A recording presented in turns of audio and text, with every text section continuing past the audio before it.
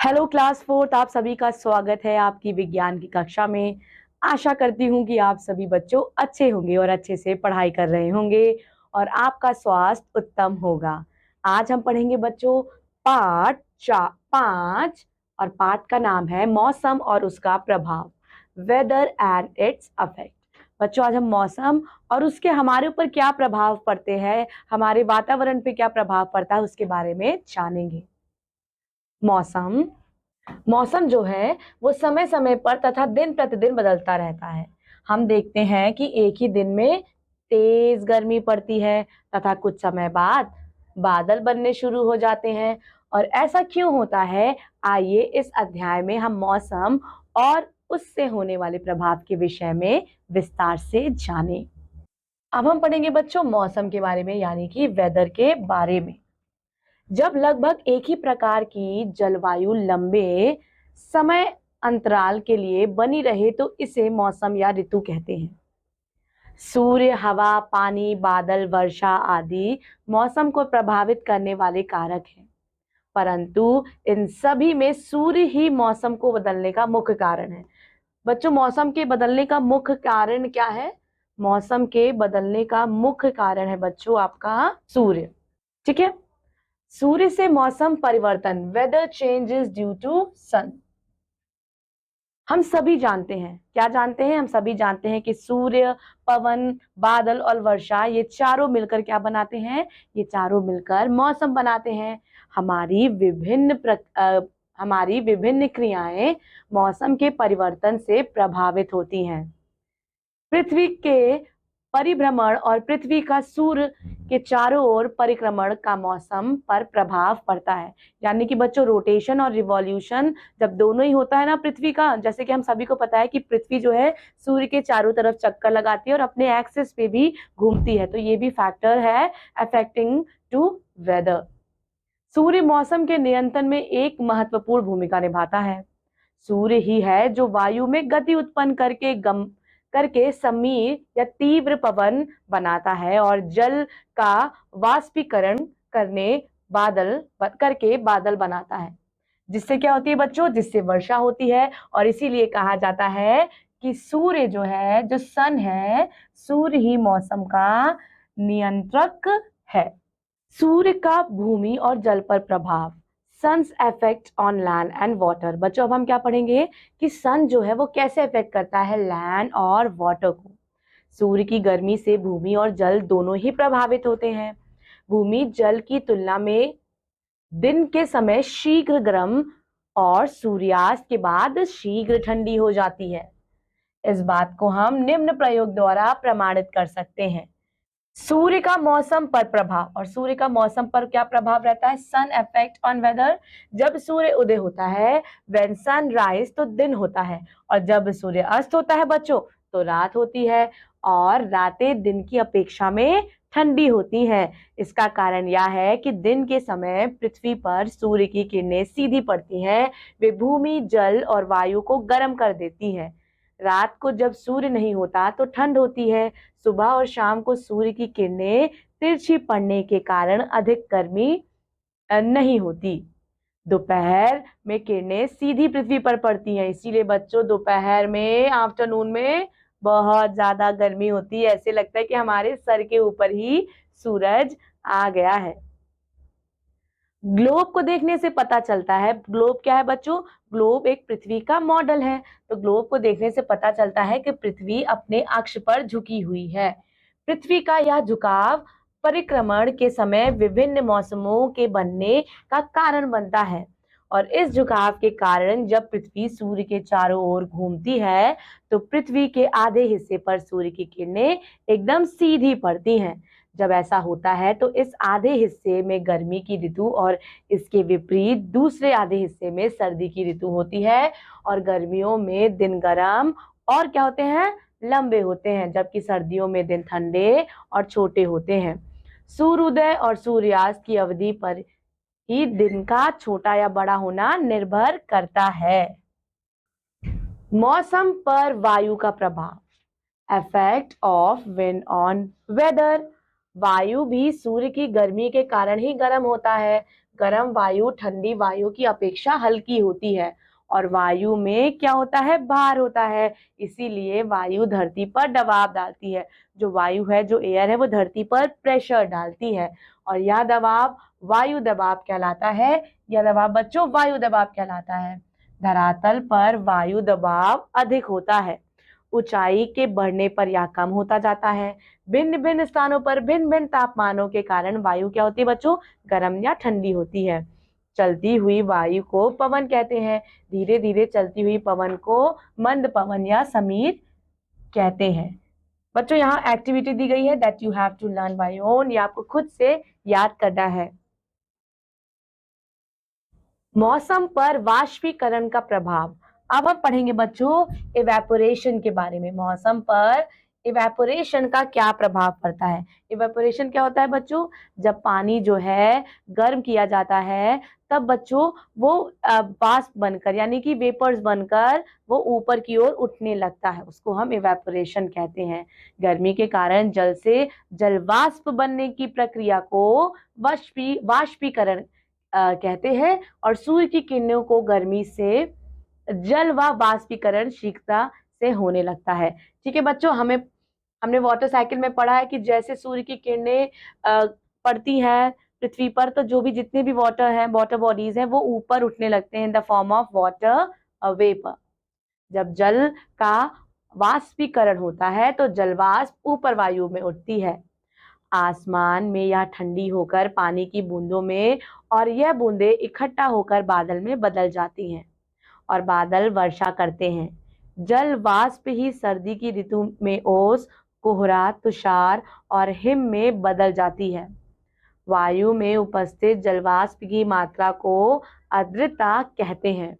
गीले कपड़े जल के वाष्पीकरण से ही सूखते हैं।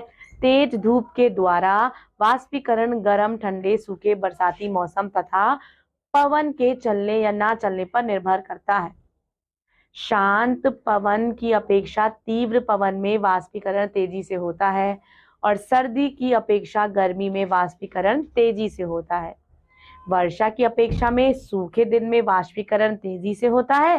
फोर्थ पॉइंट है बच्चों, जल की सतह जितनी ज्यादा अधिक होती है वाष्पीकरण उतना ही तेजी से होता है। अब हम पढ़ते हैं जल पवन यानी कि वाटर विंड। दिन के समय बच्चों जब भूमि और जल गर्म हो जाते हैं, किससे बच्चों, किस कारण गर्म हो जाते हैं, सूर्य की किरणों के कारण जब गर्म हो जाते हैं तो इनके ऊपर की वायु भी गर्म हो जाती है। समुद्र के जल की अपेक्षा भूमि शीघ्र गर्म हो जाती है। भूमि के ऊपर की वायु शीघ्र गर्म हो जाती है और जल के ऊपर की वायु इसकी अपेक्षा गर्म यानी कि ठंडी रहती है। भूमि के ऊपर की गर्म वायु हल्की होने के कारण ऊपर उठती है, जिसके खाली स्थान को भरने के लिए समुद्र के जल के ऊपर की ठंडी वायु चलती है। इस प्रकार समुद्र के जल से भूमि की ओर वायु का प्रवाह होता है और इसे जल पवन या समुद्री समीर कहते हैं। यह ठंडी और सुहावनी होती है क्योंकि समुद्र की ओर से चलने के कारण इसमें जलवाष्प होता है। रात के समय इसका उल्टा होता है। आइए चलिए बच्चों डायग्राम से समझते हैं। यहाँ आप देख सकते हैं ये सूर्य की किरणें हैं, ये समुद्री समीर है गर्म वायु का स्थान लेने के लिए जाती हुई। अब यहाँ बच्चों ठंडी वायु आ जाती है और यह ऊपर उठती हुई गर्म वायु जस्ट बिकॉज ऑफ सनलाइट। अब बच्चों रात में देखिए यहाँ क्या हो रहा है बच्चों, ठंडी वायु है जाती हुई गर्म वायु का स्थान लेने के लिए ऊपर उठती गर्म वायु स्थलीय समीर और यह आपका चंद्रमा। समुद्र के किनारे के स्थानों पर इन पवनों के कारण वर्ष भर एक समान क्या रहता है बच्चों, जलवायु और सुहावना मौसम बना रहता है। चलिए अब रोचक तत्व देखते हैं। वर्ष का सबसे बड़ा दिन कौन सा है बच्चों, वर्ष का सबसे बड़ा दिन 21 जून है और सबसे छोटा दिन 22 सितंबर होता है और 21 मार्च और 3 सितंबर को दिन और रात इक्वल बराबर होते हैं। आकाश में इन द स्काई बच्चों जब हम आकाश में देखते हैं we look up in the sky तो हम क्या देखते हैं, बादल।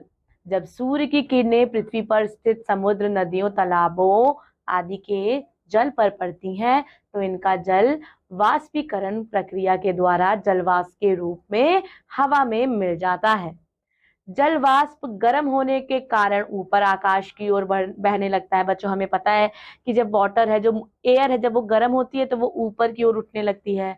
आकाश में ऊपर जाकर यह जल वाष्प ठंडा हो जाता है और जैसे जैसे आकाश की ओर जाता है, जाते जाते वो ठंडा होता चला जाता है और तथा सघनन प्रक्रिया के द्वारा यानी कि फ्रिक्शन प्रक्रिया के द्वारा जल की बूंदों में परिवर्तित हो जाता है, प्रेसिपिटेशन में परिवर्तित हो जाता है और जल की यह बूंदें मिलकर बादल बनाती हैं।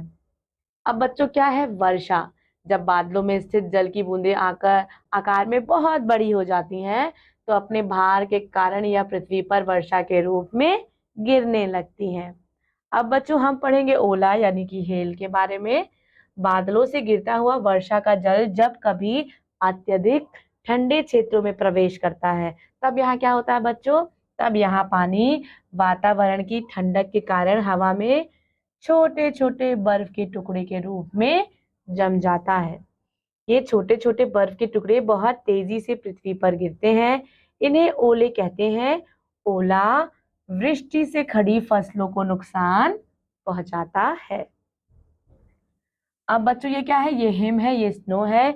कभी कभी बादल तेज हवाओं के कारण बहुत ऊंचाई पर बहते हुए अत्यधिक ठंडे पहाड़ी क्षेत्रों पर पहुंच जाते हैं और इन क्षेत्रों पर पहुंचकर बादल की स्थिति जल की बूंदों में जम जाती है और जल की यह जमी हुई बूंदें हम हिम के रूप में इन क्षेत्रों पर गिरती है। ठीक है, हिम के रूप में यानी कि स्नो के रूप में इन क्षेत्रों पर गिरती है। हिम सफेद, हल्की तथा पाउडर नुमा होती है। इनमें छोटे छोटे हिम के क्रिस्टल होते हैं जिन्हें हिमलव कहते हैं और हिमपात से न केवल पहाड़ी क्षेत्रों का अपितु आसपास का मौसम भी ठंडा हो जाता है। पृथ्वी की सतह के पास, नियर द अर्थ सरफेस, कोहरा। आपने बच्चों कभी कभी शीत ऋतु के अत्यधिक ठंडे दिनों में अपने चारों ओर सफेद धुआं देखा होगा। यह कोहरा होता है। कभी कभी कोहरा इतना घना होता है कि इसके कारण हमें अपने आसपास की वस्तुएं भी स्पष्ट नहीं दिखाई देती। आइए देखें कोहरा किस प्रकार से बनता है। ये देखिए बच्चों, कोहरे की आपको तस्वीर दी गई है। हम जानते हैं कि हवा में छोटे छोटे असंख्य धूल, धुएं आदि के कण विद्यमान होते हैं। अत्यधिक ठंडे मौसम में प्रातः, संध्या अथवा रात्रि के समय हवा में स्थित जलवाष्प संघनित होकर इन छोटे छोटे कणों पर जम जाती है और इसे ही कोहरा कहते हैं। जब दिन में सूर्य निकलता है, तब सूर्य की गर्मी पाकर ये जमी हुई बूंदें वाष्प में परिवर्तित हो जाती हैं तथा हवा में मिल जाती हैं। इस प्रकार कोहरा गायब हो जाता है। पृथ्वी की सतह पर, on the surface of earth. अब बच्चों, हमें ओस दिखाई देती है। जैसे कि आप देख सकते हो, ये पत्तियां हैं, पत्तियों पे ओस की बूंदें आप देख सकते हो। ठंडी में पत्तियों पे ओस की बूंदें हमें दिखाई देती हैं। आपने सर्दी के मौसम में प्रातःकाल घास फूस, पेड़ पौधे आदि का जल की छोटी छोटी बूंदें देखी होंगी। ये छोटी बूंदें क्या है तथा ये कहाँ से आती हैं? कहाँ से आती हैं? दिन के समय पृथ्वी पर वस्तुएं सूर्य की गर्मी को अवशोषित करती हैं। रात में ये वस्तुएं इन गर्मी को बाहर निकालती हैं। घास, फूल, पत्तियां आदि इस ऊष्मा को अन्य वस्तुओं की अपेक्षा अधिक तेजी से निकालकर अत्यधिक ठंडी हो जाती हैं। निकलकर हवा में विद्यमान नमी इनकी ठंडी सतह से टकरा कर स्वयं भी ठंडी हो जाती है और बच्चों इसी प्रकार यह नमी जल की छोटी छोटी बूंदों के रूप में परिवर्तित होकर इनके ऊपर जमा हो जाती है और पानी के इन बूंदों को हम ओस कहते हैं। अब हम पढ़ते हैं बच्चों तुषार के बारे में, फ्रॉस्ट के बारे में। अत्यधिक ठंडे दिनों में जब पृथ्वी की सतह का तापमान 0 डिग्री सेल्सियस से भी कम हो जाता है, तब ओस की ये बूंदें जम जाती हैं। इसे हम तुषार या पाला कहते हैं। बच्चों, आपका पाठ यही समाप्त होता है। अब हम पढ़ेंगे कुछ महत्वपूर्ण तथ्य आपके पाठ से। मौसम जो है बदलता रहता है। Weather keeps on changing. मौसम को प्रभावित करने का मुख्य कारक क्या है? सूर्य है। सूर्य और पृथ्वी की स्थिति मौसम में परिवर्तन के प्रमुख कारण है। भूमि जल की अपेक्षा शीघ्र ठंडी हो जाती है। पानी को गर्म करने पर पानी का वाष्प में बदलना वाष्पीकरण कहलाता है। और जल के वाष्पीकरण और जलवाष्प के संघनन से वर्षा, ओस, तुषार, हिम और ओले बनते हैं, जिनके बारे में हमने इस पाठ में अच्छे से पढ़ा। बच्चों, आपका पाठ यहीं समाप्त होता है। पाठ को अच्छे से रिवाइज कीजिएगा, अच्छे से उसका अभ्यास और अध्ययन कीजिएगा। मैं आपसे आपकी अगली कक्षा में मिलूंगी। तब तक के लिए बच्चों अपना ख्याल रखिए, खुश रहिए और अपने माता पिता का कहना मानिए। धन्यवाद।